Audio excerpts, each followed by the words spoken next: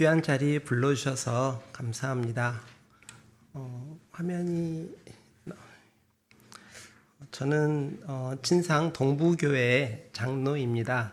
네, 어디 가서 강의를 하고 났는데 다음에 이제 다른 부분을 또 강의하러 간 적이 있는데 제가 어느 교회 장로인지 기억을 잘 못 하시더라고요. 근데 교회 이름이 더 독특하죠. 왕따 교회도 아니고 갑질 교회도 아니고 진상들이 모여 있는 교회일까 의심할 수도 있는데 여기서 지는 나루터라는 뜻입니다. 그래서 한 100여 년 전에 선교사님들이 배 타고 올라오셔서 아랫 나루터, 가운데 나루터, 맨 위에 있는 나루터까지 도착해가지고 내려서 복음을 전한 그 자리에 예배당이 있습니다. 그래서 예배당 건물은 지금 90몇 년이 됐고요. 몇 년 더 지나서 이제 100년이 되면은 제가 문화재 신청을 하려고 좀 생각하고 있습니다. 대부분 교우분들이 연세가 드셨어요. 그래서 75세부터 90세 정도까지가 제가 속한 교회의 어르신들이기 때문에 제가 시무 장로임에도 불구하고 사실은 권사인 제 아내나 저를 막내 아들이나 막내 며느리, 막내 딸 정도로 대해 주십니다. 그래서 권사님들이 이제 나이 드신 은퇴 권사님들이 아내에게 파 같은 걸 주시면서 다 다듬어 갖고 주세요. 파 다듬을지 모르지, 아니면 파김치 담을지 모르지 이런 생각을 주십니다. 그래서 아들 대우 받으면서 어르신들하고 같이 생활하고 있습니다. 이분들을 뵀을 때 사실은 많이들 어려워하고 계셨습니다. 대부분의 마음이 신방 가서 얘기를 들어보면 마음이 인생이 이게 뭔가 다들 이렇게 생각하고 계셨거든요. 근데 시골에 살면 다 그런 상황입니다. 몸은 아프고 몸은 아파서 병원 다녀야 되고 암이나 치매 증상이 발생을 하고 돈은 없고 자녀들은 어렵고 이러니까 다들 우울하고 어려운 상황에 놓여 있어서 이분들은 어떻게 하면 좀 좋게 건강하게 주님 앞에 서는 날까지 강건하게 지내실 수 있게 하는 방법이 무엇일까 그 고민을 많이 했습니다. 고민만 하면서 끝나는 게 아니라 실제적으로 무언가 했더니 지금은 교회 분위기가 많이 밝아졌고 온화해졌고 좋아졌습니다. 새과천교회에 와서 분위기 보니까 봄날에 생명이 올라오는 것처럼 생동감도 있고 너무 분위기 너무 좋아요. 사실 이런 분위기 너무 부럽거든요. 그래서 저희 교회도 이런 분위기로 가고 싶다 이런 생각이 들었습니다. 제가 제일 좋아하는 성경 구절을 이렇게 제가 명함에 넣어놨거든요. 저는 2024년 전에는 수많은 의사 선생님들 대상으로 주로 강의를 했습니다. 그런데 어느 날 요즘 그런 표현이 들었죠. 오전에도 설교 말씀 들을 것처럼 정말 헛되다라는 느낌을 많이 받았어요. 왜냐하면 의사 선생님 대상으로 강의를 막 하면 좀 의사 선생님이 좀 바뀌어가지고 환자분들을 다르게 좀 진료를 해줬으면 좋겠는데 그 효과가 별로 없더라고요. 그래서 강의하는 방침을 어떤 교회라든가 어떤 개인 일반인들이 있는 단체로 바꿨습니다. 그래서 2025년도에는 한 30곳 넘는 곳에서 강의를 하게 됐고요. 올해도 강의 일정이 계속 잡혀져 있는데 귀한 자리에 불러주셔서 너무 좋습니다. 그래서 작년에는 국민일보라든가 국동방송이라든가 새롭게 하소서라든가 이런 곳에서까지 강의를 할 수 있게 되었습니다. 강의가 하고 나면은 대부분 너무 짧아서 아쉽다, 전후를 좀 들을 수 없을까 이런 요청이 많아서 제가 제 아이 이름이 보인입니다. 그래서 보인이한테 네이버 블로그를 만들어라 그랬습니다. 그래서 매일 아침 제가 제 아이들한테 말씀 묵상을 보내거든요. 그러면 아이가 그것을 정리를 합니다. 그래서 매일 아침에 묵상을 보내고 있습니다. 그래서 네이버 블로그에서 모닝 보인, 아침 보인이라고 검색하시거나 매일 아침 아빠의 묵상이 배달됩니다. 책 제목입니다. 이 책 제목을 검색을 하시면 지금은 아빠하고 딸하고 무슨 이야기를 하고 있는지 아마 아실 수 있을 겁니다. 그래서 궁금하시거나 손주들한테 무슨 말씀을 해주고 싶다든가 자녀들에게 뭐 말을 해주고 싶은데 좀 그 재료가 좀 부족하다, 찾고 싶다 한다 그러면 블로그에 들어오셔가지고 찾고 전해주시면 됩니다. 제 명함에 이제 제일 좋은 성경 구절을, 좋아하는 성경 구절을 적었고요. 혹시 제 연락처가 필요하신 분들은 지금 찍으시면 됩니다. 제가 명함에 핸드폰 번호는 오픈하지 않는데 강의할 때만 오픈을 합니다. 그리고 핸드폰 번호는 전화하신 분들은 제 강의를 들으셨던 분들이기 때문에 더군다나 교회에서만 강의할 때 핸드폰 번호를 오픈하는 거고요. 일반적으로 사회단체나 관공서 강의하거나 학교 강의할 때는 개인 핸드폰 번호를 공개하지 않습니다. 제일 좋아하는 성경 구절을 같이 한번 읽어보실까요? 땅에 있는 모든 성도들은 존귀한 자들이니 나의 모든 즐거움이 그들에게 있도다. 이 말씀을 하시는 분은 누구실까요? 네, 제가 빨간색으로 표시해놨어요. 하나님이 이 말씀을 하시거든요. 하나님께서 땅에 있는 모든 성도들을 존귀한 자라고 하십니다. 그리고 당신의 모든 즐거움이 성도들에게 있다라고 고백하고 계시거든요. 제가 아내가 같이 와 있는데 아내한테 좀 미안한 말을 하자 그러면 저 아내 너무 사랑하고 너무 즐거워하고 아내한테 너무 감사하고 있습니다. 그런데 솔직하게 말씀드리면 저의 모든 즐거움이 아내한테 있는 건 아닙니다. 딴 거 할 때도 즐거워요. 제가 좋아하는 거 할 때도 즐겁거든요. 그런데 하나님은 그렇게 말씀 안 하세요. 하나님은 당신의 모든 즐거움이 이 자리에 있는 세화청 교회 교우들에게 있다. 성도들에게 있다라고 말씀해 주시고 이렇게 사랑 고백을 해 주세요. 제가 시편 16편 이 말씀을 듣고 너무 감격해서 이제 다른 게 필요가 없구나. 더 이상 부족한 게 없구나라고 생각을 하고 감사해서 감격하고 제 진료실 제일 눈에 잘 보이는 공간에도 이 구절을 새겨놓고 제 명함에도 새겨놨습니다. 그런데 계속 이 구절을 묵상하다 보니까 의심이 하나 들었어요. 어떤 의심이 들었냐면 땅에 있다는 말 때문에 의심이 들었거든요.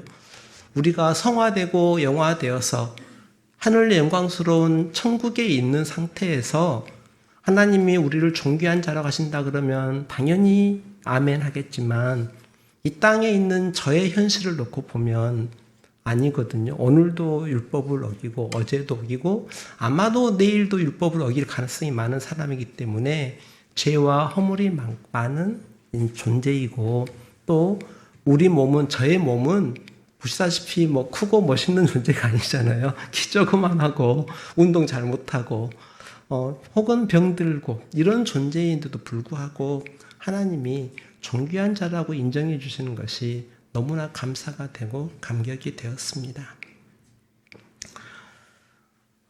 이 1998년에 큰 딸이 태어났습니다. 지금 사진은 무슨 사진이냐면 아이가 그때는 산후조리원 같은 게 없는 시대였으니까 산부인과에서 집에 데리고 와서 아이가 모유를 먹이고 트림시키려고 좀 놀아주고 있는 모습입니다. 지금 제 아내는 붓기도 좀 안 빠지는 상태를 찍었습니다. 그래서 이 아이가 큰딸 보인이가 태어났을 때 너무 즐겁고 행복하고 감사도 되고 여러 가지 감정이 막 드는데 저도 모르게 기도하다가 이런 생각이 들었습니다. 하나님 드디어 천국이 보입니다. 라고 그래서 이름을 보인다 할 때 보인으로 지었습니다. 이름 쉽지요. 한편으로는 두려웠습니다. 이 아이를 밝고 건강한 신앙인으로 혹은 강건한 사회인으로 아름답게 잘 키울 수 있을까라는 두려움이 다 있었습니다. 아마 이 자리에 계신 분들도 다들 그렇지 않으셨어요? 저 역시 큰딸 태어났으니까 처음 아빠가 된 거잖아요. 그래서 너무 감사합니다라는 마음하고 너무 두렵습니다라는 마음이 같이 동시에 든 거예요. 그래서 성경을 창세기부터 쭉 읽어가면서 하나님 감사도 되는데 두려운데 아이를 어떻게 키울까요? 라고 성경을 읽어가다가 창세기 2장 7절에서 그 나름대로 답을 찾았습니다. 혹은 하나님이 답을 주셨습니다. 그 내용은 이렇습니다. 여호와 하나님이 땅의 흙으로 사람을 지으시고 하나님이 사람을 지으실 때 두 가지를 사용하셨다는 겁니다. 하나는 흙 그리고 생기를 불어 넣으셨다라고 하고 있습니다.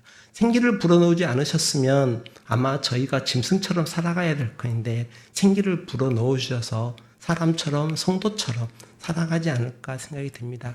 흙하고 생기를 불어넣어 주셨다. 그러면 저 역시 제 아이에게 흙하고 생기를 불어넣어 줘야겠지라고 생각을 했습니다. 여기서 흙은 뭐였냐면 아내가 그 당시 아이한테 먹이고 있는 모유이고 시간이 좀 지나서 아이한테 먹이는 이유식, 나중에 아이가 먹어야 될 음식이나 물이나 숨쉬는 공기 이런 것, 물질을 저는 흙으로 생각했고요.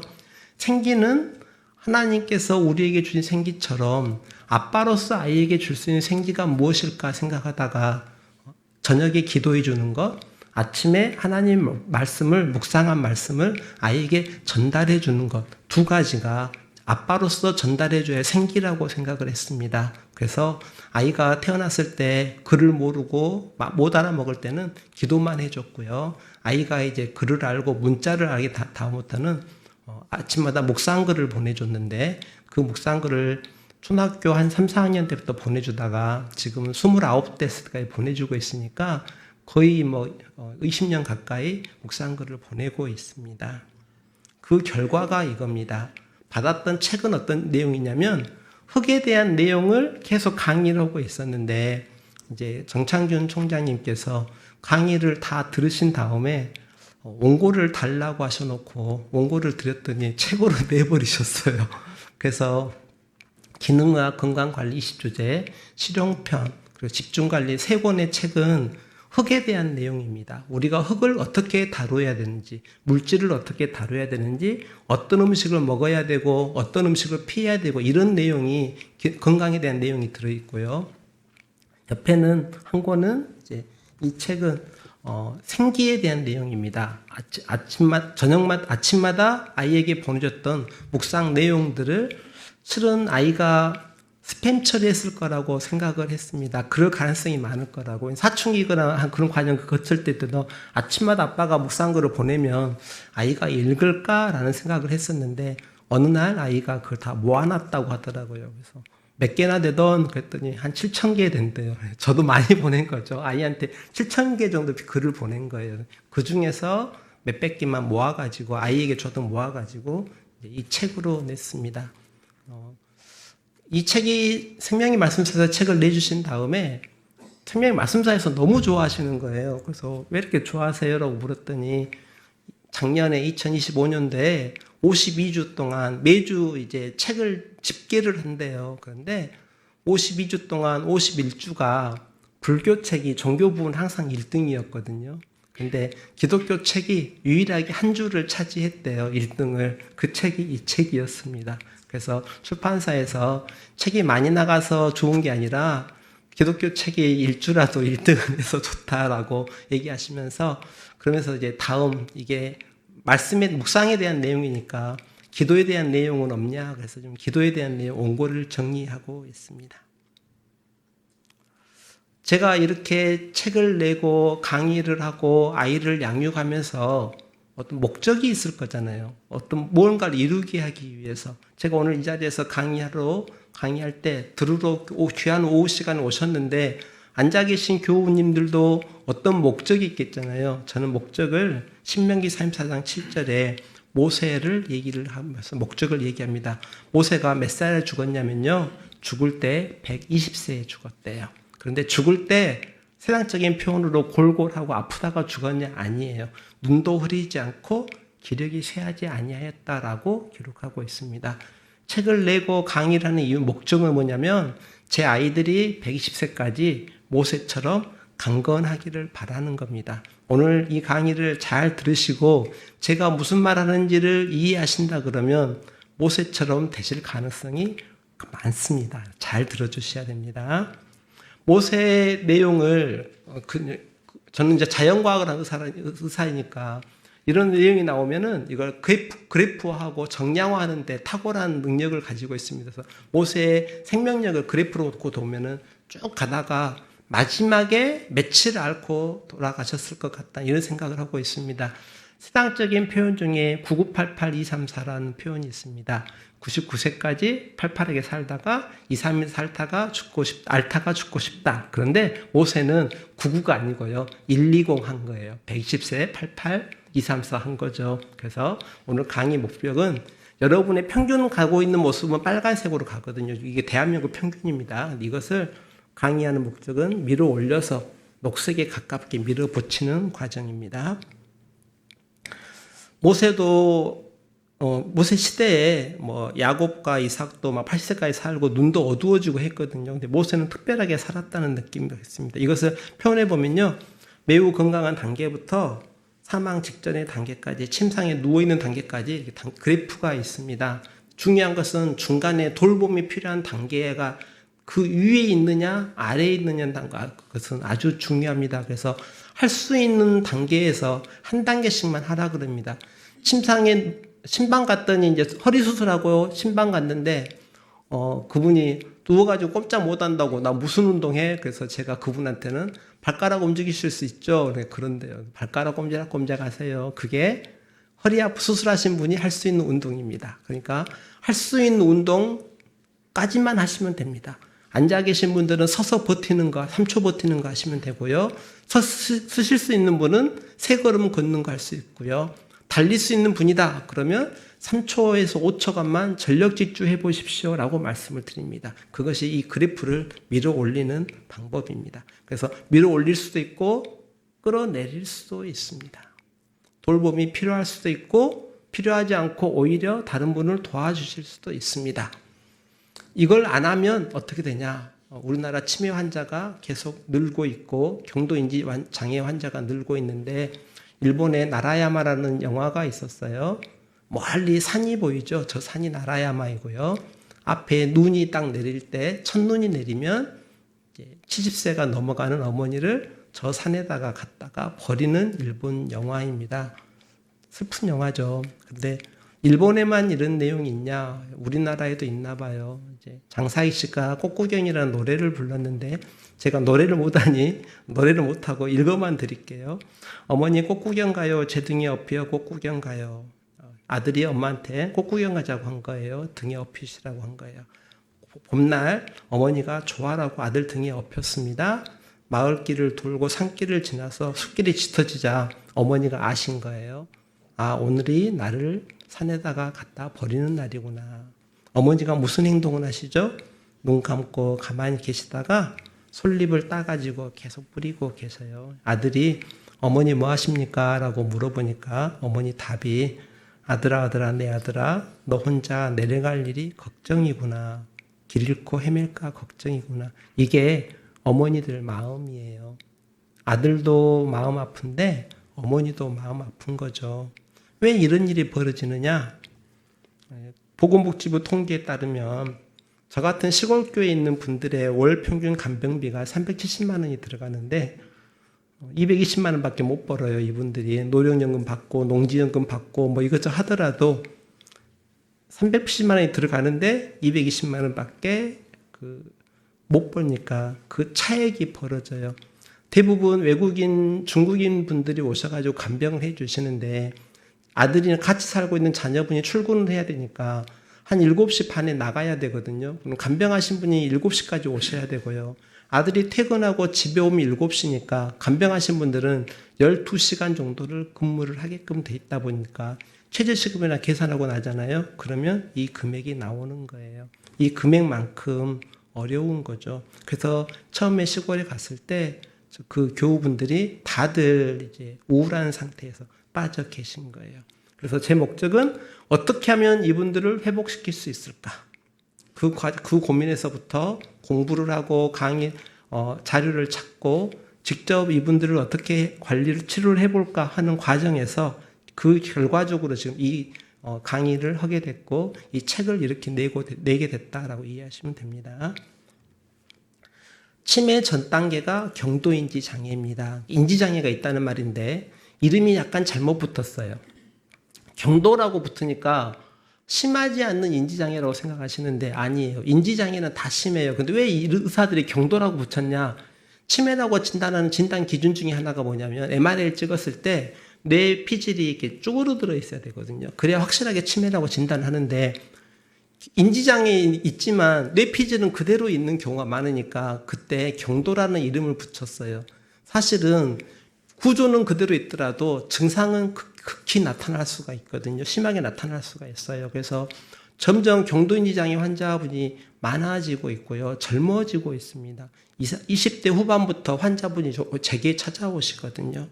그래서 경도인지 장애하고 치매하고 차이점은 간단합니다. 힌트를 주면 기억하는가? 물 마시려고 나왔어요. 거실로 나와서 냉장고를 열었는데 왜 문 연지를 기억을 못한다. 옆에서 목마르지 않아요? 라고 해도 이해를 못하고 있으면 치매인 거고요.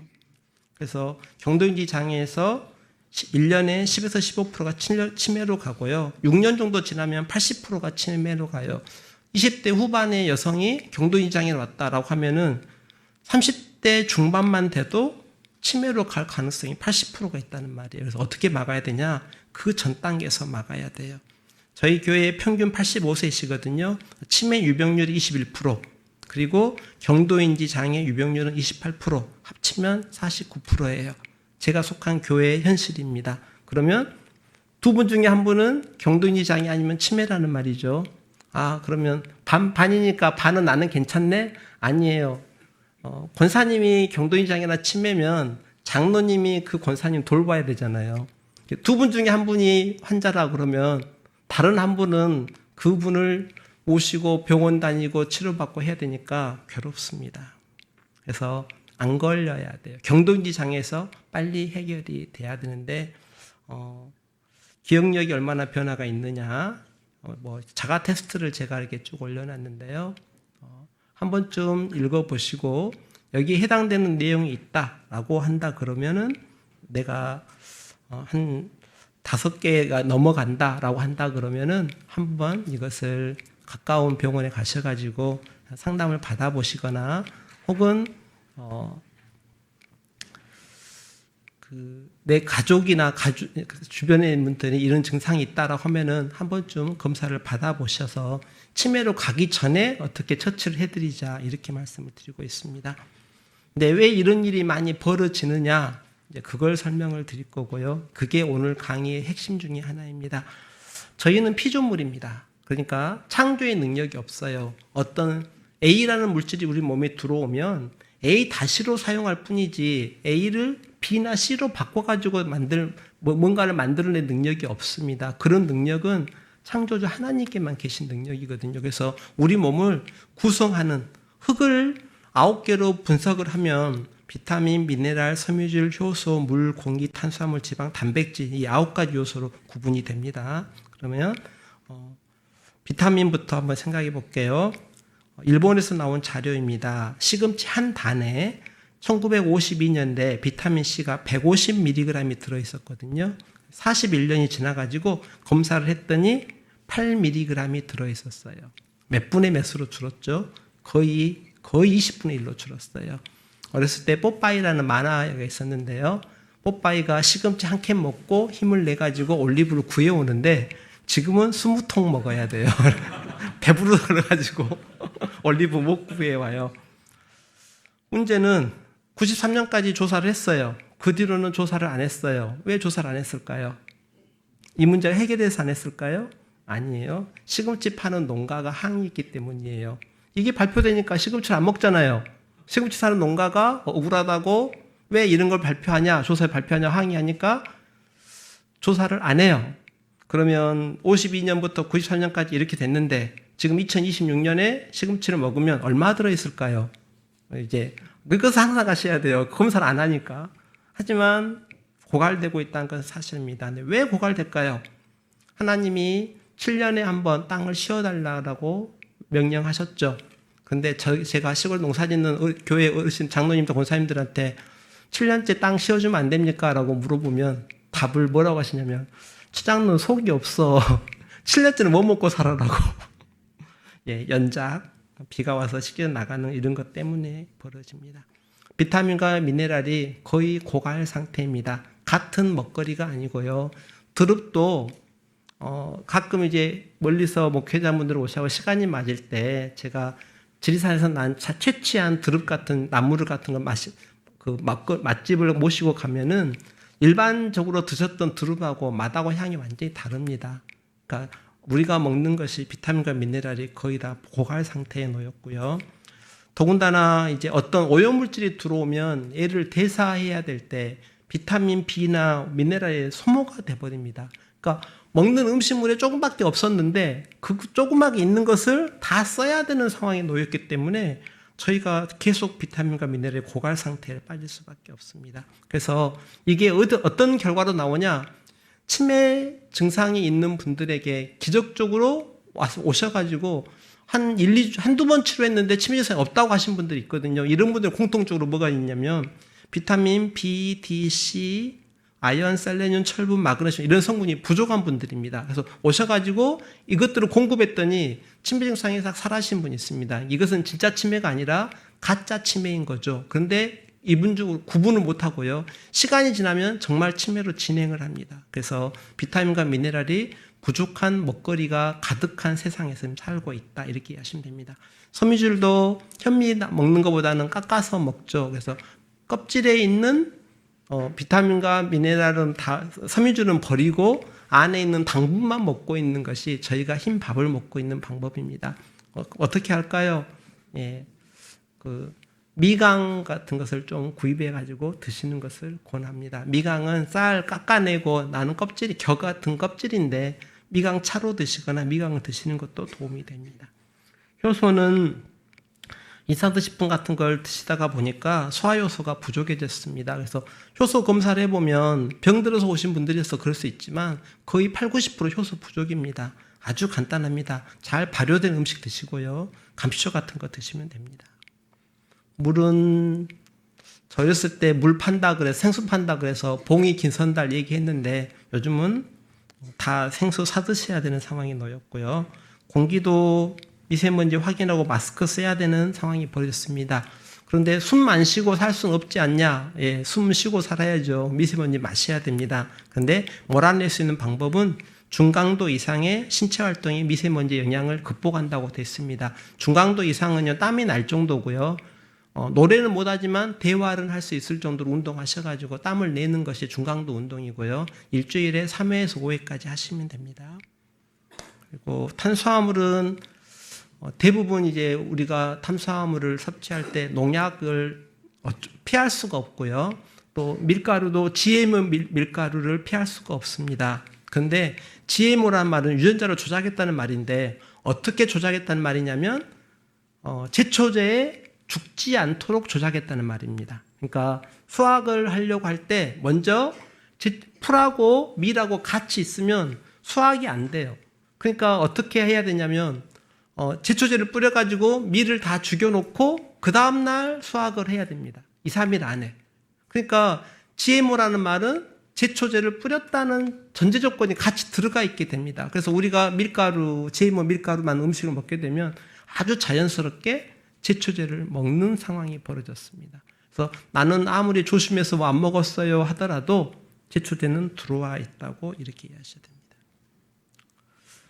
치매는 당이 높아졌을 때 치매 증상이 발생하게 돼 치매 떨쳐야 됩니다. 당을 좋아하는 것은 도파민 중독되어가지고 당이 올라가면 도파민이 막 터지거든요. 그래서 달달한 것을 젊은 분들이 좋아합니다. 얼마나 좋아하느냐? 저희가 당화 있어서 검사 6.5 넘어가면 당뇨라고 하고요. 혈당을 주사하는데 당을 얼마나 우리나라 사람이 좋아하는가? 그러면 당뇨가 얼마나 되고 정상하고 당뇨 중간 단계가 얼마나 되는지 알면 되죠. 그래야 우리가 당을 얼마나 좋아하는지 알 수 있을 건데 몇 %나 당을 달달한 걸 좋아하실 것 같아요? 물어보면 한 30%, 40% 이렇게 대답하시는데요. 놀랍게도 63%입니다. 죄송하지만 이 자리에 계신 분들 3명 중에 2명은 당뇨 아니면 당뇨병의 전 단계라는 말이 됩니다. 정상이 3명 중에 1명밖에 안 돼요. 자, 3명 중에 2명이 당 문제가 있고 1명이 정상이면 누가 정상이어야 되죠? 2명이 정상이어야죠, 사실은. 왜 이렇게 됐느냐? 파란색이 제가 이상적으로 생각하는 혈당 그래프입니다. 서서히 올라갔다가 서서히 떨어지고 서서히 올라갔다 떨어져야 되는데 너무 달달한 걸 땡기게 됩니다. 그래서 급속하게 혈당이 딱 올라가면 췌장에서 인슐린을 분비해서 당을 낮추려고 하는데 문제는 올라가는 것만큼만 서서히 떨어뜨리면 좋은데 과도하게 분비가 될 수밖에 없습니다. 빨리 떨쳐야 되기 때문에. 그래서 떨어지고 나면 평상시 자기 혈당보다 낮게 떨어집니다. 그러니까 급속하게 올라가던 혈당을 급속히 낮추고 나니까 무슨 일이 벌어지냐면 저혈당 증상을 느끼는 겁니다. 그래서 달달한 음료를 마시거나 달달한 뭐 콜라를 먹거나 사탕, 케이크 같은 거 먹었는데 한 2시간 지나잖아요. 그러면 저혈당 증상이 나타납니다. 그래서 우리가 뭐라 그러죠? 당 땡겨. 그러면 또 달달한 걸 또 먹어야 됩니다. 이 과정에서 모든 우리나라 국민의 63%가 당 아니면은 내당능 장애로 달려가 버렸습니다. 물론 운동도 못하고 과식하고 야식 먹고 이런 문제가 벌어지고 있습니다. 배달 음식도 쉽게 먹을 수 있고요. 지방은요, 콜레스테롤은 너무 높아도 문제이지만 낮아도 문제입니다. 사망률은 어느 정도 수준 이하가 정상 수치 정도가 됐을 때 제일 좋은데요. 콜레스테롤도 이렇습니다. 우리 병원에서는 200 이하로 유지하라고 하지만 실제로 사망률이 제일 낮은 것은 200부터 한 245 정도 사이가 사망률이 제일 낮습니다. 이거 어떤 개념하고 똑같냐면 저희가 체중이 정상인 분도 있고 과체중인 분도 있고 비만인 분도 있죠. 그런데 제일 사망률이 낮은 분은요, 정상인 분이 아니에요. 약간 과체중인 분이 사망률이 제일 낮아요. 왜냐하면 오염된 물질이 우리 몸에 들어오면 간에서 대사를 하지만 대사하다가 정대사를 못하면 어디다가 메꾸냐면 지방 속에다가 보관을 합니다. 지방은 우리 몸에 있는 쓰레기를 보관해주는 창고이기도 합니다. 그래서 어느 정도 보관 창고가 있어야 오염물질을 보관하고 있어야 되기 때문에 오히려 사망률이 낮아지는 거고요. 그래서 가끔은 요즘에 다이어트가 인기죠. 다이어트 열심히 하고 건강 잃으신 분들이 있습니다. 뭘 못해서? 다이어트 열심히 했더니 지방이 녹아내렸어요. 지방 안에 있는 오염물질이 몸 안에서 활동이 일어나니까 다이어트 하고 났더니 얼굴은 살 빠지고 뭐 뱃살도 빠지고 좋아졌을지 모르는데 여드름 나고 브레인포그 생기고 당뇨 생기고 고혈압 생기고 간 나빠지는 이런 부작용이 더 나타납니다. 그래서 다이어트 하실 때는 반드시 지방이 오염물질을 보관하는 창고라는 개념을 인식하시고 다이어트 때는 반드시 해독을 하셔야 됩니다. 제일 좋은 해독은요, 땀을 빼는 거하고 섬유질을 먹는 겁니다. 섬유질 많은 음식을 드셔야 되고 그래서 미강 먹으라고 합니다. 다이어트 하실 때는 운동도 하고 땀도 빼고 사우나하고 미강 드시라고 이렇게 말씀을 드립니다. 좋은 콜레스테롤 오히려 드셔야 됩니다. 다이어트 하거나 할 때 체중을 내가 줄이겠다 할 때 무작정 금식 굶어가지고 몸만 뺀다 이러면 안 되고요. 좋은 콜레스테롤 드셔야 되는데 좋은 달걀, 들깨, 들기름 드셔야 됩니다. 좋은 달걀인지 아닌지 어떻게 하냐? 오늘 댁에 가시면 해야 될 일이 꼭 하나 있습니다. 냉장고를 열어서 달걀 한 개를 딱 깬 다음에 이쑤시개로 꼽아 보셔야 됩니다. 몇 개 꼽아서 터질까? 잘 고민해 보셔야 되는데 제가 가장 이상적으로 생각하고 있는 달걀 하나를 받았습니다. 존경하는 선배님이 당신이 중학생 때 교회 수련회를 와가지고 새벽에 딱 일어났는데 기도할 거리가 없더래요. 중학교 1학년짜리가 무슨 기도거리가 얼마나 있었겠습니까? 그래서 그분들이 뭐라고 기도하는가 들어봤더니 하나님 여기에 아픈 사람을 많은데 의사가 없으니까 의사 한 명 보내주세요 라고 기도하고 계셨더래요. 그래서 그분이 그 자리에서 서원 기도를 했어요. 하나님 저 의사 만들어주시면 여기 와가지고 의사 할게요. 가정의과 전문의 된 다음에 지금 30년째 거기서 병원하고 계셔요. 그분이 2,700평 되는 곳에다가 닭 한 10마리 키워요. 닭을 위해서 2,700평을 관리를 하는 거예요. 그러니까 사료도 안 먹이고 얘들 밤에만 올빼미 같은 게 독수리 같은 게 체갈까 봐서 밤에만 보관을 하고 보호하고 낮에는 자유스럽게 2,700평에 풀어놓는 거죠. 여기서 달걀을 주시길래 깨가지고 이쑤시개로 꼽아봤어요. 130, 40개를 꼽았는데 더 이상 노른자가 작은데 이쑤시개 꼽을 자리가 없을 만큼 꼽았는데도 안 터져요. 한 30분 놔뒀다가 뜯다가 빼다가 찢겨가지고 터졌거든요.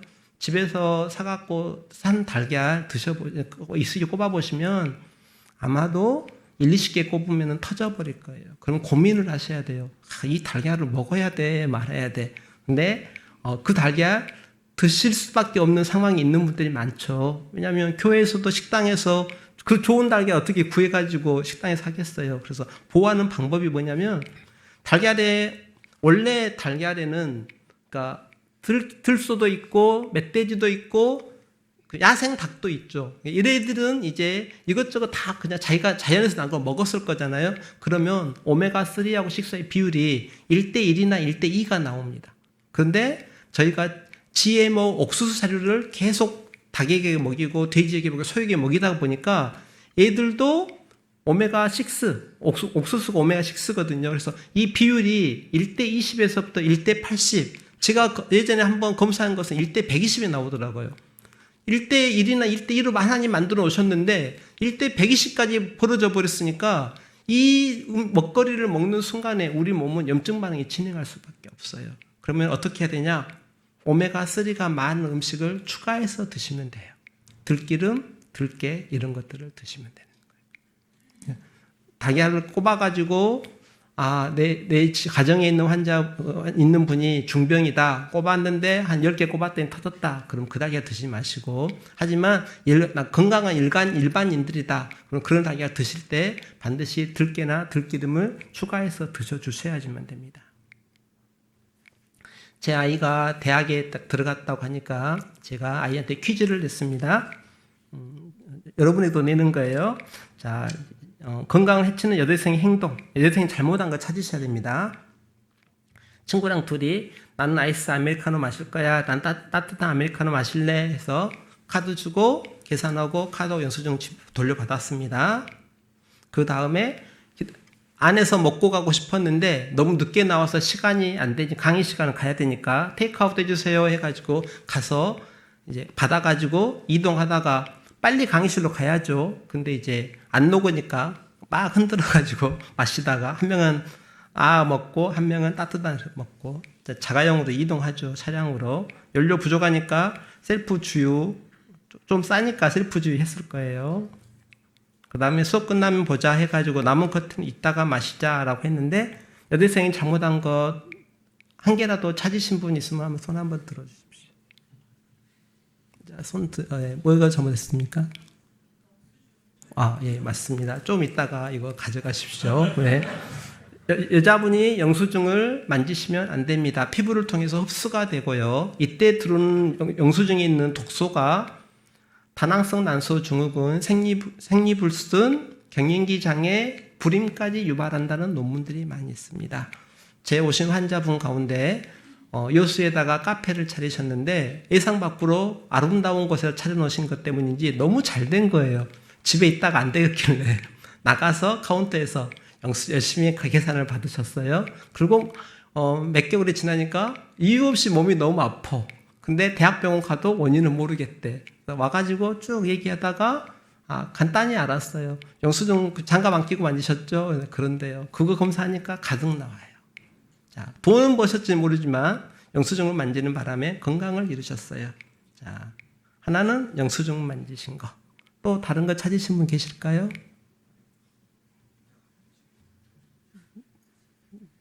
손 한번 들어. 예. 이따가. 예, 맞습니다. 좀 이따 가져가십시오. 강의 끝나고 가져가셔도 됩니다. 차량에다가 음료를 남겨놨다가 다시 드시면 절대 안 됩니다.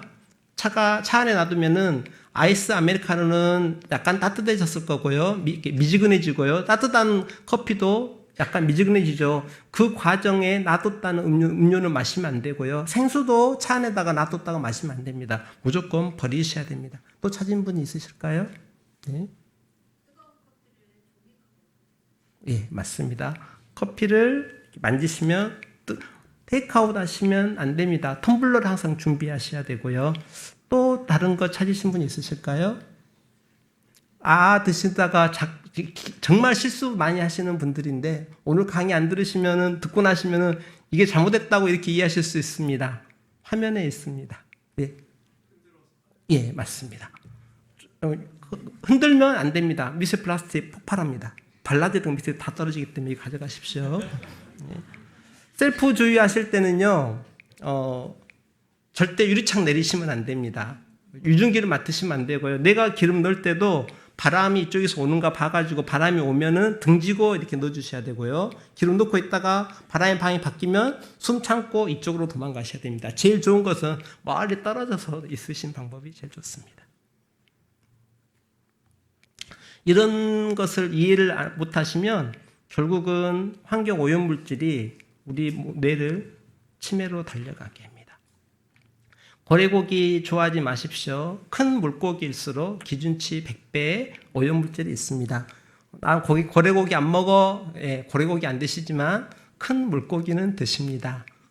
참치, 상어, 연어 다들 큰 물고기일 수 있습니다. 오염물질이 가장 많은 것을 조사를 했습니다. 1등이 어디죠? 민물어류. 손님이 오셔서 장어 먹고 싶다 그러면 사드립니다. 같이 먹습니다. 하지만 제가 장어 먹으러 일부러 가지는 않습니다. 1년에 몇 차례 손님 접대하려고 드신다는 거고요. 이유가 버터입니다. 그래서 버터도 일반 버터 드시면 안 되고요. 기 버터를 드셔야 됩니다. 기 버터라고 있습니다. 그 다음에 여기서 이제 강의하고 싶은 것은, 말하고 드리고 싶은 것은 제일 세 번째로 많은 게 어디죠? 예, 제가 이거 보고 이제 정말 충격을 받았습니다. 저만 충격받았나요? 의사들도 충격받았습니다. 이게 2010년도가 나온 자료인데 그 전까지 의사들도 어떤 신화가 있었던 거예요. 어떤 신화? 우리 엄마 몸에 있는 가장 좋은 것만 아이에게, 태아에게 전달해주고, 혹은 안 좋은 물질들은 다 걸러지겠지라는 이런 생각을 가지고 있어요. 신화적인 생각을 갖고 있었던 거예요. 그래서 태반 신화라고 했어요. 태반에서 좋은 물질만 가고 안 좋은 물질은 다 걸러주겠지. 혹은 모유 신화. 모유에도 제일 좋은 것만 가고 안 좋은 것은 걸러지겠지라고 했는데 딱 이거 발표되니까 의사들이 바로 뭘 조사했을까요? 태반 조사했어요. 태반에서는 안 나왔을까요? 아니에요. 엄마에게 있는 수은이 아이에게 나와요. 그러면 분유회사에서 이거 보고 야 그러면 우리가 안전한 분유 먹어야 된다라고 광고하면 분유 먹어야 될까요? 아니에요. 엄마 몸을 좋게 만들어야 돼요. 이 자리에 계신 분이 자녀분이 자폐 없기를 바라고 자녀가 나중에 건강하고 머리 좋게 자라고 싶다라고 한다 그러면, 혹은 내 딸이나 며느리가 건강한 손주를 낳았으면 하고 바란다 그러면 딸한테 건강하고 좋은 음식 먹이셔야 되고요. 오늘 강의 알려주셔야 돼요. 대부분 검사를 해서 보면 과부라 화합물이 제게 오신 분들은 뭔가 문제가 있어서 오신 분들이겠지만 80~90%가 나옵니다. 과부라물이 뭐냐면요, 이런 겁니다. 프라이팬, 립스틱, 컵, 중국 음식 포장지 이런 것에 과부라 화합물입니다. 시골 교회 처음 갔을 때 부엌에 프라이팬이 몇 개 있는데 제일 낡은 것은 코팅 다 벗겨져 있어가지고 저것에 과부라 화합물 엄청 나올 건데 저게 들어가면 목사님 깜빡깜빡 하실 건데, 목사님 검사해봤더니 설교 중에도 죄송합니다. 요한복음이라고 말씀하셔야 되는데 누가복음 말씀하시기도 하고 목사님 저 과부라 화합물 문제 심각하네. 버리려고 봤더니 감사하게도 그 헌물 프라이팬 기증하셨던 권사님이 천국 가셨대요. 얼른 바꿀 수 있죠.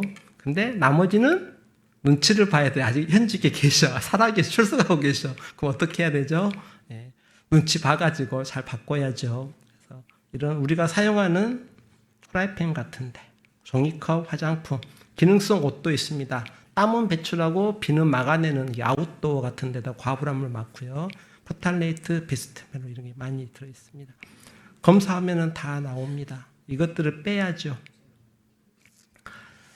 안 빼놓으면 미래의 발암물질이기도 하고 치매 유발 물질이기도 합니다. 물은 끓여가지고 예전에 저희 델몬트 그 유리병에다가 보관해서 먹었었잖아요. 그게 제일 좋은 방법입니다. 여유 있으시면 욕탑 정수기 사용하시고요. 제 아내가 저녁에 쌀을 씻은 다음에 밤새도록 불려가지고 아침에 그물을 버리고 밥을 합니다. 쌀 표면에 묻어있을 카드뮴이나 비소 같은 중금속을 제거하기 위해서입니다.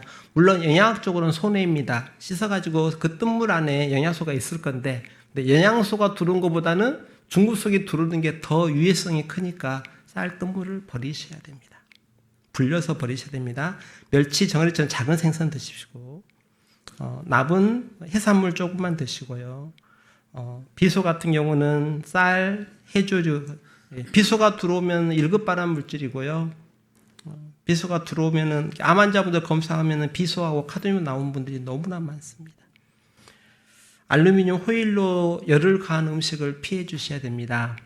제가 청년 때 이제 아내가 청년이랑 같은 청년부 활동을 했습니다. 그래서 아내가 회장이었고 제가 부회장이 있었고요.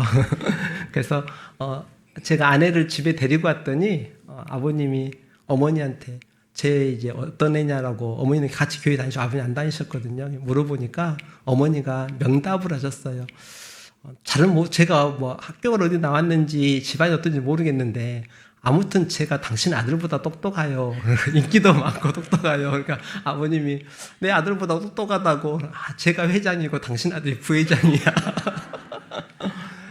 회장, 부회장 끝나 임기 마치고 결혼하고 났으니 이제 그 다음부터는 청년들을 어떻게 섬기죠?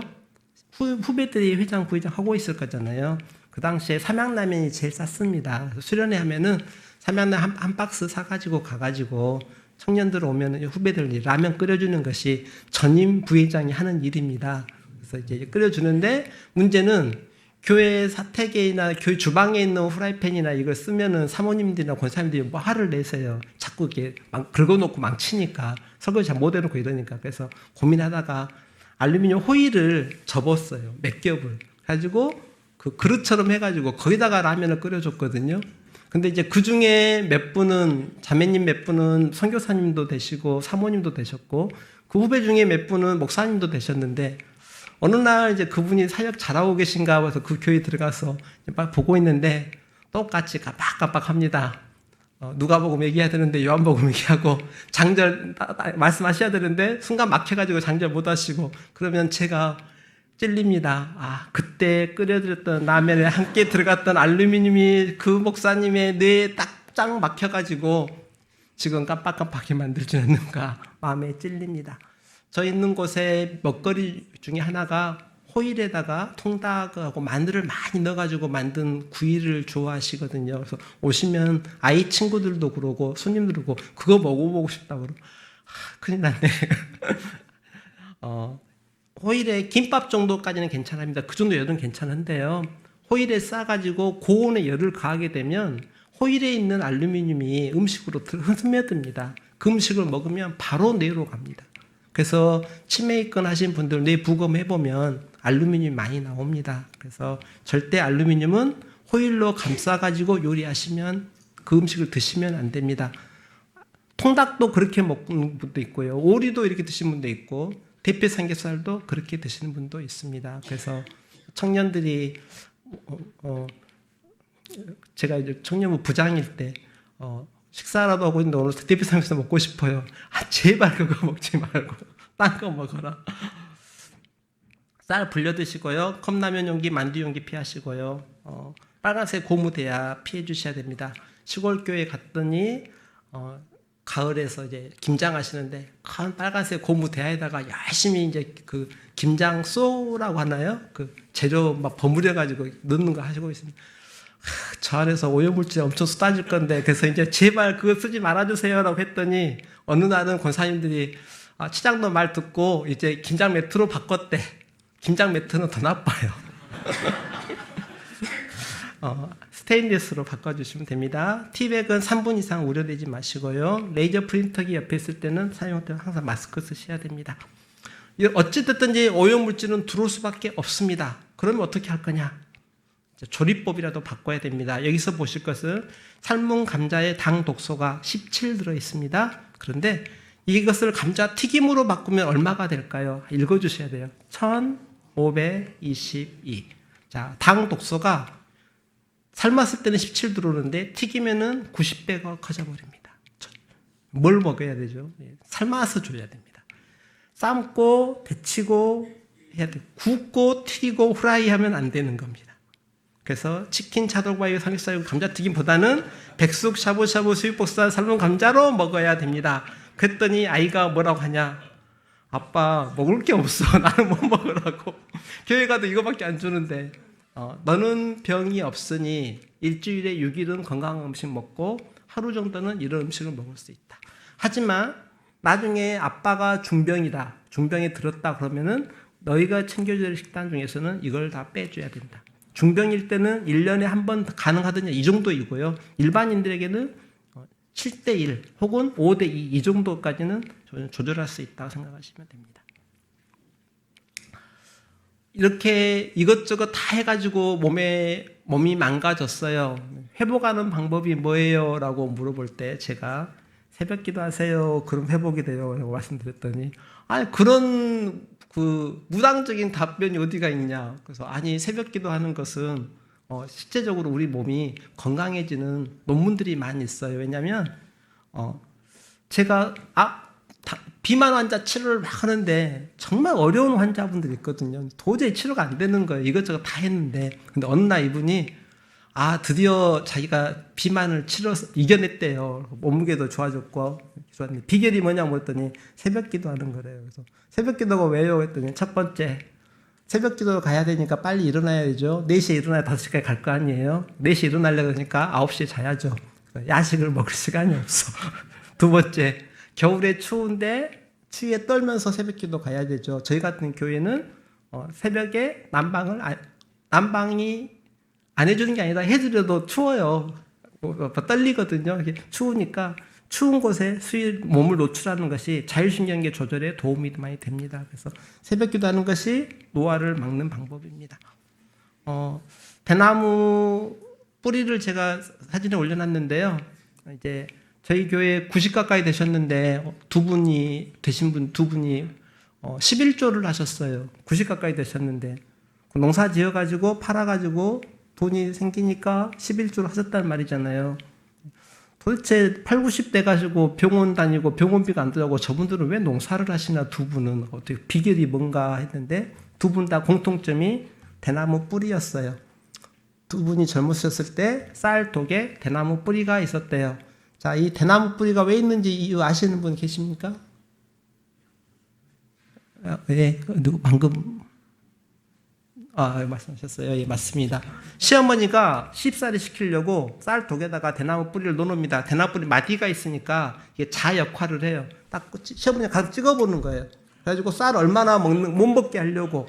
그러니까 대나무 뿌리 넣어놨다는 말은 계속 쌀을 얼마나 먹고 있는가 체크하는 거잖아요. 근데 교회 다니신 분들은 성미해야 될 거 아니에요. 그러면 시어머니가 눈 부릅쓰고 있는데 쉽사려고 해서 성미 어떻게 하죠? 성미하려고 그러면 당신은 굶어야 돼요. 그러니까 성미하려고 굶으신 거예요. 두 분 다 젊으셨을 때 시어머니가 밥도 못 먹게 한 거죠. 그러면서 신앙생활 하신 거예요. 그래서 시간이 지났더니 90 가까이 되셨는데 건강하셔. 이유가 뭘까? 원숭이 연구했어요. 소식했더니 애들이 똑똑해지더라. 논문 많아요. 목내장, 백내장도 치료하시고요. 미각도 자극하시고요. 냄새도 맡으시고요. 지금 꽃 많이 피잖아요. 남도 쪽 꽃 많이 피었어요. 광양에는 매화꽃 피어 있고요. 좀 지나면 벚꽃 피고 막 할 거예요. 그래서 근처에도 꽃 피는 데 있겠죠. 꽃 냄새 맡으셔야 돼요. 후각을 자극을 하셔야 되고요. 미각도 자극을 해주셔야 돼요. 제가 밑에다가 작은 글씨로 있는 다 논문이 있는 것을 가지고 온 거예요. 근육 마사지도 해주시고요. 근육 관리도 해주시고 자율신경도 자극도 해주시고요. 어떻게 할 것인가? 이제 저녁에 주무시기 전에 15분간 셀프 마사지 하셔야 됩니다. 배우자가 있어서 해주시면 좋고요. 배우자가 없어 혼자 해야 된다고 혼자 할 수 있도록 하는 거예요. 자, 발가락에서부터 끝에서부터 발목 쪽으로 마사지해서 끌어올리는 겁니다. 종아리는 발목에서부터 위로 올리는 거고요. 무릎에서부터 사타구 내추로 끌어올리고요. 배도 마사지고 호흡, 겨드랑이도 밑으로 올리시고요. 목도 올리시고 귀까지 올리십니다. 그래서 발가락에서부터 귀까지 셀프로 마사지 해주셔가지고 15분 정도 걸릴 거거든요. 주무시기 전에 이걸 계속 해주시면 우리 몸에 들어와 있던 여러 가지 노폐물들이 제거가 될 거니까 이러고 나서 주무시는 동안에 노폐물이 완전히 제거되는 것을 기대하는 거죠. 그래서 셀프 마사지 해주셔야 되는데 가장 좋은 것 중에 하나가 뭐냐면 상대 배우자의 혹은 가족의 세족식 해주는 겁니다. 발 마사지를 해주시는 것이 자극이 돼서 그래서 세족식 꼭 해주시면 도움이 될 겁니다. 바둑이나 장기나 체스나 뭐 좋아하는 거 하시면 됩니다. 좋은 오일, 들기름, MCT 오일, 올리브 오일, 아마시유, 오메가3가 많은 오일 드시면 되고요. 비타민 B, C, D, K2 이런 거 드시면 됩니다. 장내 미생물의 균형이 깨지면 치매도 오고, 암도 오고, 뭐 우울증도 오고, 두드러기도 오고, 건선도 오고, 류마티스 관절염도 오고, 수많은 병들이 생깁니다. 장내 미생물을 좋게 만들어 줘야 됩니다. 그래서 자연분만하는 것이 중요합니다. 자연분만 하려고 할 때 엄마의 산도로 좋은 유익균들이 몰려와가지고 증식해서 아이가 태어날 때 뒤집어 쓰고 태어나면서 아이가 들어갑니다. 아이가 엄마 뱃속에서는 무균 상태. 태어날 때는 엄마한테 좋은 유익균들을 받아야 되는데 요즘은 어쩔 수 없이 제왕절개 해버리거나 하는 경우도 많고요. 모유를 못 먹이고 분유를 먹이는 경우도 많고 하다 보니까 요즘 태어난 아이들이 장내 미생물의 불균형이 있고 이것 때문에 자폐 환자가 거의 비례해서 늘어난다는 보고도 없지 않아 있습니다. 지금이라도 좋은 미생물들을 넣어주면 되는데요. 아주 간단합니다. 된장, 청국장, 낫또, 발효음식, 효소, 감식초 이런 거 드시면 됩니다. 이 자리에 계신 분들은 사실은 치매가 덜 걸리실 거고 노화가 안 되실 거예요. 왜냐하면 설교를 듣고 받아 적고 집에 가가지고 다시 한번 정리하고 하는 과정에서 우리 뇌가 개발되기 때문에 그래서 교육과 강연을 듣고 설교를 들으면 치매가 노화가 예방됩니다. 아까 찬양을 너무 아름답게 잘 해주셨는데 이분들은 노화가 잘 안 됩니다. 왜냐하면 찬양하고 성가대 하시는 분들도 노화가 안 됩니다. 복식호흡 하는 것도 노화가 안 됩니다. 막아낼 수 있습니다. AI가 나오기 전에 기도하면은 노화를 막을 수도 있지 않을까라는 생각이 들었는데 논문이 없더라고요. 그래서 논문을 계속 뒤졌어요.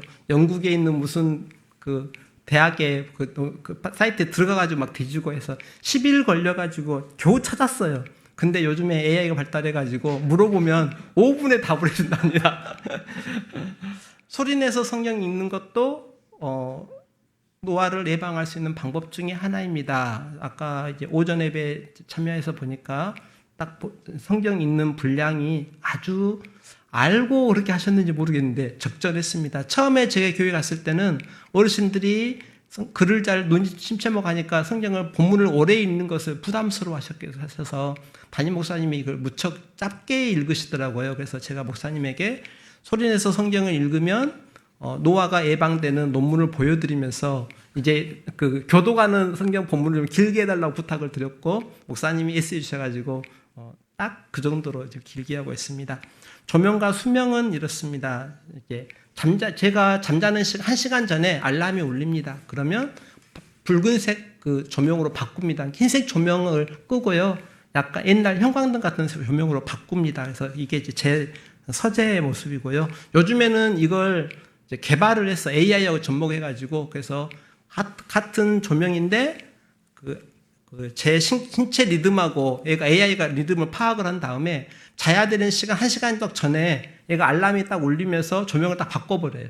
잘 자라고. 근데 물론 이거 기기를 사면은 물론 좋긴 하겠지만 비용이 들어가니까 저처럼 알람 정해놓고 잠자기 1시간 전에 딱 그 조명을 바꾸면 됩니다. 조명을 밝은 흰색 조명에서 붉은색이나 노란색으로 조명 바꾸는 순간에 우리 뇌는 이제 잠자려는 거 하나 보다라고 인식하고 있습니다. 우리 원래 몸에는 하나님 생체시계를 넣어주셔가지고 해가 뜰 때 활동해야 되고요. 해가 질 때 자야 되는데 요즘 10시 미만에 9시 전에 주무시는 분들은 새벽기도 가려고 주무신 분들 외에는 없다고 보니까 그렇습니다.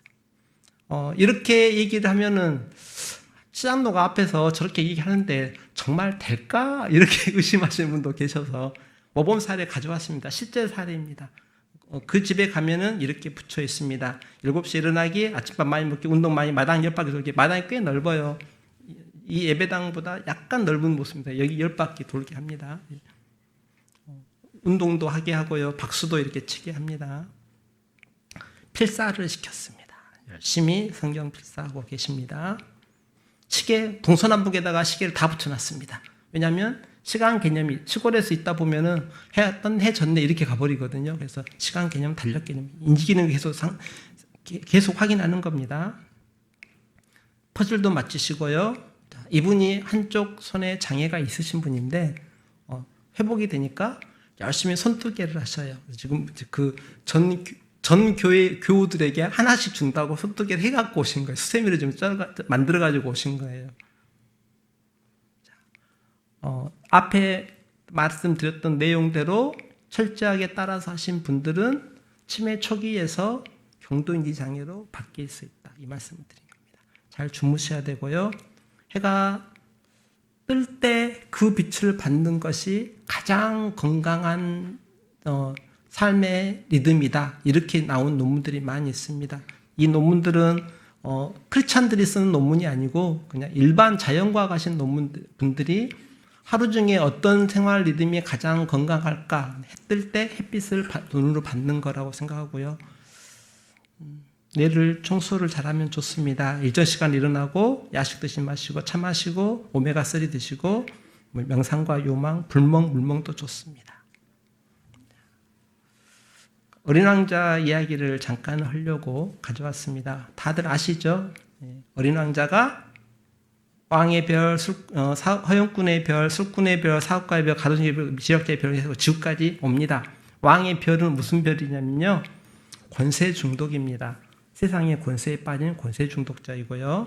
두 번째는 자기 중독이죠. 아까 목사님 말씀하신 것처럼 나에 빠져 있는 중독자입니다. 술꾼의 중독자도 있고요. 사업가의 별도 있습니다. 술꾼은 이런 환자분이 계셨습니다. 간이 안 좋아서 오셨어요. 열심히 치료해드렸더니 또 가서 열심히 진탕 술 먹고 와가지고 또 치료해요. 너무 어려운 거예요. 몇 년 되니까. 그래서 이제 치료해도 잘 반응도 안 하는데 술 좀 줄이시면 안 돼요? 라고 했더니 그분이 저한테 정색을 하시면서 이렇게 표현하시더라고요. 최 원장, 내가 최 원장한테 치료받는 이유는 술을 마시려고야. 근데 네가 뭔데 술 먹지 마라 그래. 진정한 술꾼이구나. 말 안 했습니다. 사업가의 별, 법칙 중독자, 지리학자, 중독자들을 거쳐가지고 지구에 딱 왔는데 지구도 만만치 않습니다. 중독자들이 많습니다. 근데 중독을 무조건 나쁘게만 보지는 않습니다. 이제 외우하고 대화 중에서 길들여주는 것도 일종의 중독일 수 있거든요. 반복되고 감정이 되고 의존이 된다. 그래서 요즘 현대 정서를 공부하는 의사들은 중독은 우리 의지적으로 끊을 수 없다라고 결론을 내렸습니다. 그래서 중독의 대상을 바꿔줘야 된다라고 얘기를 하고 있습니다. 지구에 다양한 중독자들이 있죠. 근데 처음에는 이제 중독 공부하거나 하면서 스마트폰 중독 230만 명, 알코올 200만 명, 조박 200만 명, 성중독 200만 명, 마이너스 53만 명 다 합치면은 한 8, 900만 명? 근데 10배를 생각을 하래요. 우리나라 인구는 5천만 밖에 안 되는데 8, 900만 명 10배를 어떻게 계산을 합니까? 다들 중독자라는 뜻입니다. 뭉크라는 분이 카바레라는 그림을 그렸는데 앞에 앉은 네 분이 자세히 보니까 어깨가 들썩이는 것처럼 보이더라고요. 그래서 뭉크 정말 대가는 대가구나. 뒷모습만 가지고도 춤추는 모습을 보였는데 앞모습이 좀 궁금했잖아요. 프랑스 알스라는 분이 그림을 그렸는데 즐거운 술꾼 얼굴 보고작작 해가지고 딱 이 모습이지 않을까라는 생각이 들었습니다. 이겨낼 수 있는 방법은 뭘까요? 술 취하지 말라. 이는 방탕한 것이며 오직 성령으로 충만함을 받으라. 술 대신에 다른 것에 중독이 되면 됩니다. 다른 방법이 없어요. 술을 끊을 방법이 없는 거예요. 술을 끊으려 그러면 이 중독을 끊어내려 그러면 다른 것에 중독이 돼야 됩니다. 욥이 이렇게 얘기했죠. 내가 내 눈과 약속하였나니 어찌 처녀에게 주목하랴. 처녀를 보지 않게 주목하지 않겠다라고 결단했대요. 욥은 성공했을까요? 아마 성공했을 것 같아요. 나는 성공할 수 있을까요? 나는 불가능할 것 같아. 그래서 제가 내린 결론은 아름다운 제 아내를 항상 데리고 다닌다. 이게 제가 내린 결론이에요. 자, 술 끊겠다라고 덤비면 답이 없어요. 성령으로 오히려 충만함을 받으려고 가셔야 돼요. 자, 앞에 야식을 끊고 당 조절할 수 있는, 비만을 치료할 수 있는 유일한 방법이 뭐였냐면요. 새벽에 일어나서 새벽 기도하는 것으로 대체했을 때만 가능한 거예요. 이게 안 되면 사실 개인적인 의지로 뭘 끊어보겠다. 그러기에는 너무 어렵다라고 생각하십니다. 그래서 좋은 도파민 분비, 완만한 도파민 분비로 가야지 부정적인 도파민 분비에서부터 벗어날 수 있는 방법이 마땅히 없는 거예요. 왜 마약하다가 사고가 나고 도박도 사고가 나고 결국 돌이 있냐면 같은 도파민이 분비가 안 돼요. 처음에 마약을 1g을 썼을 때 도파민 분비가 됐지만 2번, 3번 하면 1g으로 도파민 분비가 안 되거든요. 그러면 2g, 3g, 10g 올리다가 치사량을 넘어버리니까 나중에 사고가 나는 거죠. 도박도 마찬가지고요. 이 부정적인 도파민 분비를 바꿔줄 수 있는 방법은 긍정적인 도파민 분비로 바꾸는 건데 현대사회에서 이게 너무 어렵게 돼버렸어요. 다들 도파민 때문에 지금 스마트폰 중독이 있을 건데요. 제가 여기 이제 복사해서 일부러 가져왔어요. 집에 가셔가지고 한번 쭉 읽어보세요. 나는 스마트폰 중독 아닌가? 저도 계산해보면 4개 나오거든요. 저도 유형군입니다. 한 번쯤 보시고 나는 중독자가 아닌가 한 번쯤 고민해 보셔야 됩니다. 개인 책임은 아닙니다. 각 플랫폼 엔지니어들이 도파민을 분비되는 방향으로 유도했기 때문에 그분들은 성공한 거고 저희들은 중독자가 된 겁니다. 어떻게 하면 이겨낼까요? 이겨낼 수 있는 다른 물질들을 제가 적어왔는데요. 첫 번째는 옥시토신입니다. 옥시토신 분비가 되면 도파민 중독에서부터 자유스러워질 수 있습니다. 옥시토신은 스킨십을 통해서 분비가 됩니다.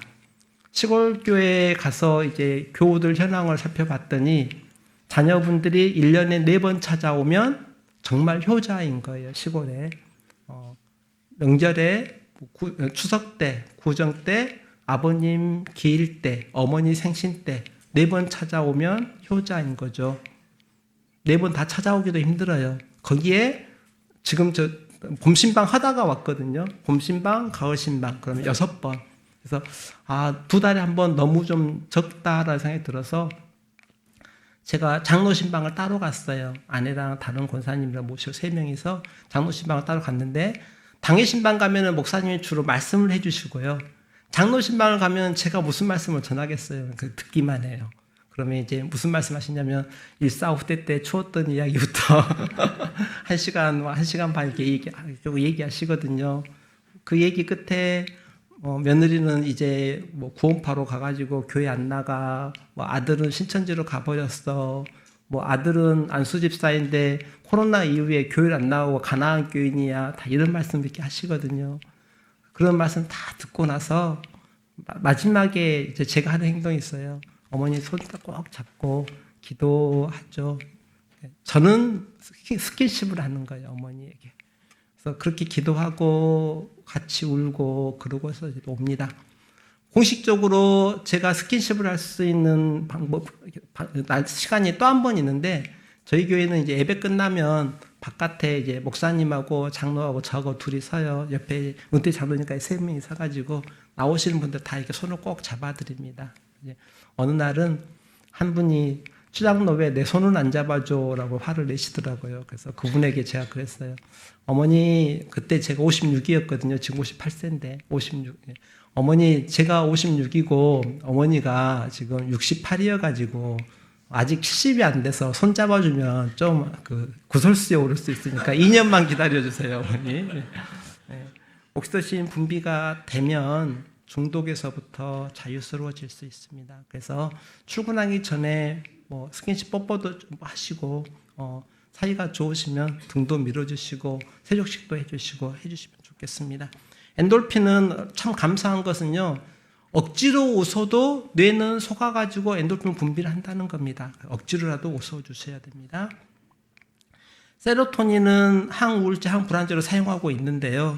미래의 영광들을 생각하면 지금은 꽃잎처럼 안 이쁜 꽃잎 씨앗처럼이지만 장미꽃이 된다는 확신, 작은 씨앗이지만 바오밤 나무 된다는 이런 확신을 가지고 있을 때 세로토닌이 분비가 됩니다. 이런 면에서 크리스찬이 제일 유리합니다. 왜냐하면 우리의 미래는 영광스러운 천국의 주님과 함께 주님의 품 안에 있는 거니까. 자, 목사님께서 이 자리에서 말씀 이렇게 하실 거예요. 항상 기뻐하세요. 검은사에 감사하세요. 항상 기도하세요.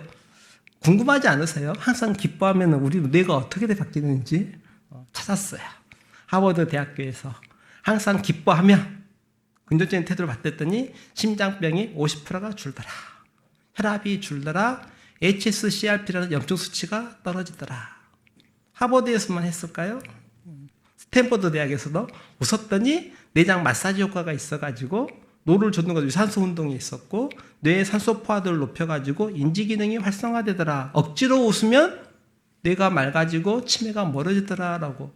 두 대학에서 하버드, 스탠퍼드다 했더니 노스캐롤라이나 대학에서도 자기가 기쁨을 마음속으로 됐든지 억지로 됐든지 기쁨을 가지고 있으면 시야가 넓어지더라. 그러니까 완고하게 되죠. 나이가 연세가 들어가시면서 뇌가 유동성을 잃고 완고하게 되는데 시야가 넓어지고 전두엽이 유연해지면서 새로운 신경세포를 만들더라. 치매부터 거리가 멀어진다는 거죠. 지금 계속 의학이 발전하니까 예전에는 웃을 때 어떻게 작용하는지를 이 정도밖에 몰랐어요. 지금은 이제 어떤 연구를 하고 있냐면 실제로 웃으면서 촬영을 하고 있어요. 펑셔널 MRI라 그래서 웃으면은 어느 뇌가 막 빛이 들어오고 거기 뇌에서 어떤 물질이 분비되고 있는가를 연구하고 지금 발표가 막 되고 있는 과정이거든요. 그래서 아마도 1, 2년 지나면 제가 이 자료 뒤에다가 실제로 웃으면은 뇌 전두엽 중에서 이 부위에서 이 물질이 나와서 우리가 이렇게 건강해집니다라는 것이 드디어 자료로 나올 거예요. 그럼 성경 말씀이 맞다는 증거를 더 확보할 수 있다고 저는 생각합니다. 이렇게 열심히 말씀을 이제 드렸는데 이 자리에서 많은 분들이 어떤 상황에 놓였냐면 제가 재작년에 강의를 막 20-30번씩 하다가 보니까 이 자리에서는 다 따라서 할 수 있을 것 같아요. 근데 막상 집에 가서 보면은 작심삼일이 돼버린다. 이렇게 말씀하신 분들이 많아서 어떻게 고민을 할까, 어떻게 해결을 할까 하다가 아이들에게는 제가 이렇게 말했어요. 작심삼일이 위대한 거다라고 얘기를 했습니다. 오늘 결심했어요. 오늘 했어. 내일은 흐지부지하고 3일째 실패했지만 3일마다 작심하면 되지 않겠습니까? 저희 수요 예배 왜 드리죠? 주일 예배 결심했어. 목사님 말씀 듣고 성도답게 잘 살아야지 했는데 수요일쯤 되면 못 살죠. 그래서 다시 수요 예배 와가지고 다시 목사님 하나님 말씀 듣고 하나님 이렇게 살아가시는구나. 또 3일 작심하고 토요일이 됐더니 또 안 됐네. 그래서 주일날 또 와야 돼요. 야구에서 타율 3할 치면은 위대한 선수잖아요. 그래서 저희 작심삼일을 하십시오. 3일마다 작심하십시오. 근데 3일마다 작심하려고 봤더니 이제 기억이 안 나. 최장로 왔다가 말하고 갈 거지 하나도 생각이 안 나서 그래서 이거 드린 거예요. 제가 건강 10계명 이게 적었거든요. 집에 보관하고 있다가 작심하고 싶을 때 다시 읽어보시고 이 중에서 다라는 말이 아니에요. 이 중에 한 개만 먼저 해보는 거예요. 한 개부터 해보시고 또 3일 지나서 다시 한번 꺼내가지고 보시고 이렇게 해보십시오. 왜 우리가 가장 유리한 존재냐면 성경을 제 나름대로 줄여봤더니 12글자로 줄일 수 있었어요. 둘째에게 이제 설명할 때 12개 줄였거든요. 첫 번째가 베드로에게 질문하신 예수님의 넌 나를 누구라 하느냐? 난 누구라고 줄였고요. 이 질문이 나오려 그러면 우리 존재가 어디가 있는 존재인지부터 확인을 해야 되기 때문에 나뭇가에 숨은 선악과 따먹을 아담에게 너 지금 어디 있냐라고 너의 존재를 물어보면 너 어디 있냐는 존재를 확인을 해야 돼요. 그리고 예수님께서 따라와라고 하시죠. 근데 문제는 따라가려고 봤더니 무서워요. 왜냐하면 따라가야 되는 길이 십자가의 길이고 죽음의 길이잖아요. 그래서 무서워하고 있으니까 계시록 말씀 주셨어요. 쫄지 마라고. 그래서 난 누구, 넌 어디, 따라와 쫄지 마 이렇게 주셨어요. 이 말 12글자를 쫄지 마를 마음에 좀 심으셨으면 좋겠어요. 그러면 눈앞에 있는 여러 가지 환경에 받는 스트레스를 우리가 이겨낼 수 있어요. 저는 운명론자예요. 저희 운명이 결정되었다라고 생각하는 운명론자인데 로마서 3장 23절에 모든 사람이 죄를 범해서 운명이 결정이 돼버린 거예요. 어떤 운명? 하나님의 영광에 이르지 못하던 운명. 바꿔 말하면 죄에 빠질 죄 속으로 사망 속으로 영벌 속으로 갈 수밖에 없는 운명에 있었는데 그 운명에 있는 저희들을 성자 하나님께서 불쌍히 여기셔서 하늘 보좌 버리시고 성육신하셔서 이 땅에 오셔서 그 삶 동안 머리 둘 곳도 없이 사시다가 결국 십자가에서 대신 죽어주심으로 우리의 운명을 바꿔주셨잖아요. 뭘로 바꾸셨죠? 이제 하나님의 영광이 되는 운명으로, 하나님의 영광이 찬송이 되는 운명으로 바꿔주셨잖아요. 운명이 바뀌었어요. 그러니 쫄 필요가 없죠. 성경책 제가 제 딸이 저한테 아빠한테 물어봐요. 아빠, 성경책 다 뚫으면은 어떻게 뭘 말하는 거야? 네 운명이 바뀌었어. 이걸 인식하고 있어야 세상에서 주어지는 스트레스를 이겨낼 수가 있어요. 이게 평안을 저는 유지하는 길이라고 생각했어요. 운명이 바뀌었어요. 이 자리에 계신 분들도 다들 운명이 바뀌셨어요. 예수 그리스도의 대속 때문에. 마지막으로 이제 이거 얘기하겠습니다. 카와이에서 한 연구를 했습니다. 종단 연구를 했는데, 종단 연구는 어떤 연구를 하는 거냐면 지금부터 앞으로 막 50년, 60년 연구를 하는 거예요. 종단 연구하면은 문제가 많겠죠. 제일 큰 문제는 뭐냐면 연구자가 죽어버린다는 거예요. 한 60대, 70대신 분이 고명한 교수님이 연구를 시작했는데 90대면 돌아가시고 연구가 흐지부지 될 수 있으니까 종단 연구는 대를 이어서 하는 연구입니다. 첫 번째 종단 연구를 왜 했냐면 가설을 하나 세웠어요. 범죄자 집단에서 태어난 아이들은 범죄자가 된다. 성매매하는 엄마에게서 태어난 딸들은 성매매하게 될 것이다. 환경의 지배를 이겨내지 못하고 인간은 환경의 노예다라는 가설을 세우고 연구를 했는데 일대에서는 그 연구에 대해서 그냥 맞다고 통계를 냈어요. 근데 다음 세대의 연구자 에미 워너라는 분이 특별한 아이들을 발견하기 시작했어요. 환경이 너무나 안 좋은데 잘 자란 아이들이 있네. 한 명인가 두 명인가 봤더니 이 케이스가 아주 어려운 고위험군에 있는 아이들이 201명이었는데 잘 자란 아이들이 72명이었어요. 그럼 거의 30%죠. 30%의 공통점이 무엇일까 조사를 했더니 에미 워너는 크리스찬은 아니에요. 그런데 이분이 뭐라 그랬냐면 아주 황당하게 이들은 회복 탄력성이 좋았다. 회복 탄력성이 좋았던 이유는 어른이 한 명 있었다는 거예요. 이 아이가 사고 치고 감옥에서 부르고 경찰서에서 부르고 이랬을 때 기다려준 어른이 한 명씩 있었다. 이게 72명 공통점이 어른이 있었다는 거예요. 그 어른이 할아버지일 수도 있고 외삼촌일 수도 있고 할머니일 수도 있고 목사님일 수도 있고 장로님일 수도 있고 학교 선생님일 수도 있는데 좌우간 어떤 존재인가는 있었다라고 발표를 했어요. 그래서 어른이 한 명 있으면 그는 회복 탄력성이 높아서 환경의 영향을 받지 않고 다른 존재로 살아갈 수 있다라고 발표를 한 거예요. 저 이거 딱 보고 나니까 논문 읽으면서 바로 떠오른 생각이 돌아온 탕자가 생각이 났어요. 돌아온 탕자 돌아올 수 있는 이유는 뭐죠? 기다리는 아버지가 계시기 때문에. 왜 교회에서 건강을 강의를 하죠? 실은 120세까지 여러분들이 모세처럼 강건하셨으면 좋겠어요. 그런데 왜 120세까지 강건하셔야 되죠? 첫 번째는 사명을 감당하셔야 되기 때문이고, 사명 감당한 것 중에 하나는 뭐냐면 교회를 떠난 자녀들, 아직 교회에 나오지 못한 자녀들이 교회에 올 때까지 그 아이들을 위해서 기다려주고 기도해주는 어른이 되셔야 되기 때문이에요. 제가 저희 교회 처음 갔을 때 연세는 많고 몸은 아프고 자녀들은 신앙생활을 잘 못하고 이래서 다들 어려움에 처해갖고 낙심해갖고 있을 때 제가 어떻게 하면 이분들을 좀 회복을 시킬 수 있을까 내린 결론 끝에 기도하다가 이분들에게 사명을 일깨워 드려야겠다라고 생각을 했고요. 그 사명은 그 다음 세대를 위해서 기도하는 사명이다라고 얘기를 했어요. 그래서 당일 신방 가서 손잡고 기도하면서 뭐라고 얘기하겠어요? 이제 어머니에게 하나님이 마지막 사명을 주신 것 같다. 교회를 떠난 그 자녀를 위해서, 아직 교회를 안 나가는 그 손주를 위해서 교회에 나와서 열심히 기도하는 그 사명을 하나님 주신 거 아니냐. 같이 기도하십시다라고 말씀을 드렸어요. 사명이 일깨워지니까 기도를 해야죠, 이제. 그러면 집 밖에 못 나오신 분이 기도해야 될 거 아니에요. 교회 나와가지고. 교회가 한 200m 떨어져 있더라도 어떻게 200m 걸어옵니까? 처음에는 나 못 걸어가. 그러면 휠체어 타고 오세요. 휠체어 타고 오고.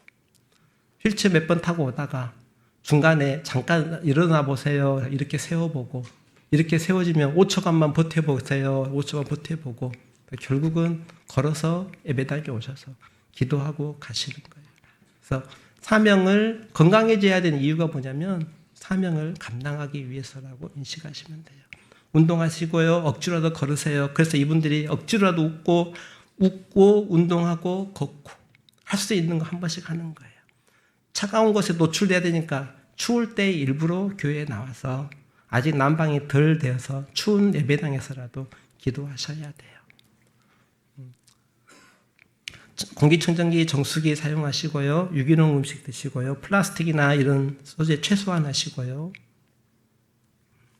그래서 이런 생각을 해봤어요.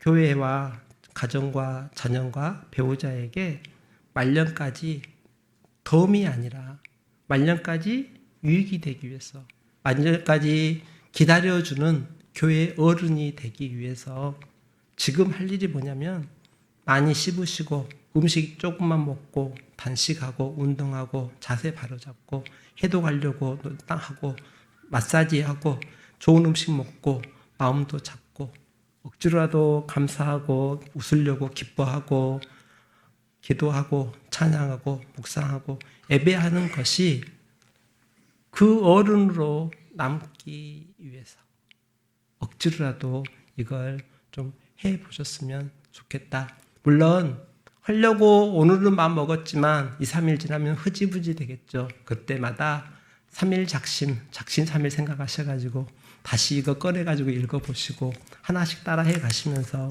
그래 가시면서 교회의 어른으로 그리고 후손들을 위해서 기도해주는 어른으로 남으셨으면 좋겠어요. 제가 저희 교회에서 저희 교회에 열심히 설명을 드렸고 그래서 결국은 수요 예배를 저희 교회는 약간 바꿨어요. 후손들을 위한 기도회로 바꿨어요. 그래서 예배를 길게 드리진 않고요. 짧게 예배 드리고 그 다음에 공통적으로 기도를 해요. 그래서 나중에 누구 손자 왔다 하잖아요. 그러면 얼굴은 모르지만 이름은 다 알아요. 왜냐하면 그 아이 위해서 다들 기도했기 때문에 이름은 다 아는 거예요. 물론 저희 교회 작은 교회에서 그게 가능한 이야기일 수 있지만 하지만 기도하는 존재로 어른으로서 남는 것이 다음 세대가 돌아올 수 있고 회복 탄력성이 있을 수 있는 그런 어떤 방편이 아닐까 생각이 들어요. 그래서 마지막 이 구절 같이 한번 읽어봤으면 좋겠습니다.